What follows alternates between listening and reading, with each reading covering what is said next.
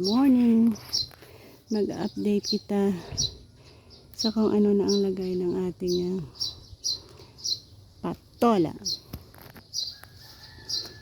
So, may mga bunga na. And, actually, na-harvestan na natin ito ng ilang peraso. Pero, ayan, sa nakikita niya. More and more ang anang bunga.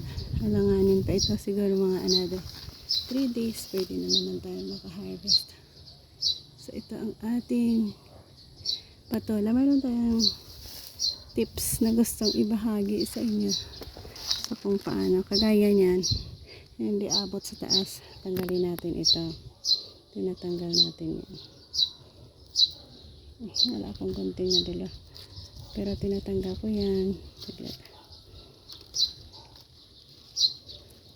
Baka masira ang puno. Yan, ganyan. Tinatanggal natin yan. Abangan natin hanggang sa mag-focus sila dito para mayroon silang support. Pag dito sila dumami sa ating trellis. Ayan, Ano yung isa?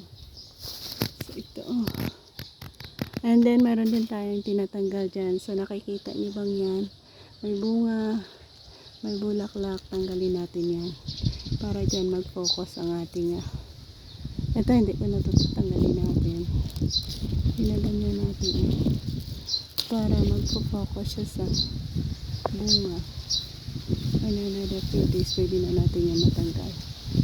Yan.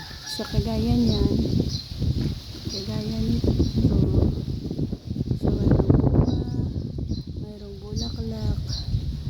Let go ang bulaklak. Ang dami na.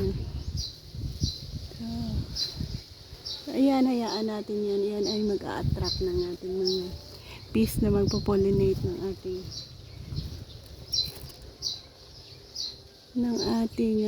bunga niya.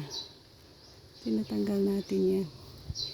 Alam naman natin na sa kagaya niyan, diba may ganyan. Tapos mayroon siyang bunga, mayroon siyang bulaklak na sumusunod. Tanggalin natin yan. Ganyan lang. So yan ay makapokus na yan. Ngayon sa narami ulit ang kanyang mas madali rin. Ang ganda, Ito din ang ganda dito. So ayan ito.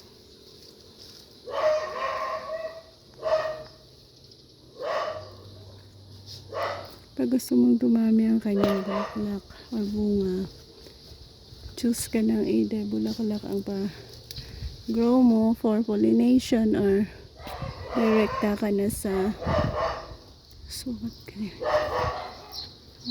Tinanggal ko rin ito kasi hindi ko nakuha.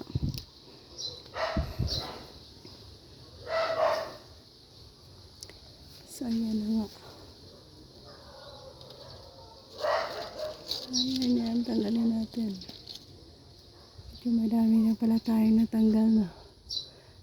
Apan, sa paggala-gala natin dito, pag ikot-ikot natin, sinasabay na rin kasi natin ang pagtanggal ng mga kagaya niyan, hindi na yan mabubuhay. Tanggalin mo na lang. Yan. Kasi sa makita mo pa siyang mamamatay. Slowly dyan. Focus ka na lang sa pabunga. Diba? Ang ganda na. So yan, aasa tayo dito na magiging maganda itong ating patola. Makapag-produce din ng madaming bunga at makapagbahagi tayo sa iba. Bakit ito'y baluktot?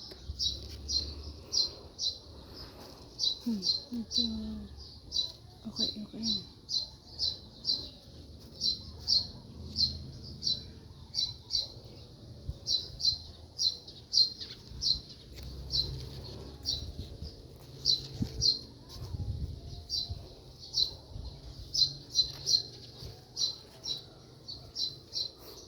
Ayan, Yan, tinatanggal natin. Ito, maganda ito. Makita mo rin naman kung maganda ang ibubunga niya dahil sa pinaka dito niya mataba.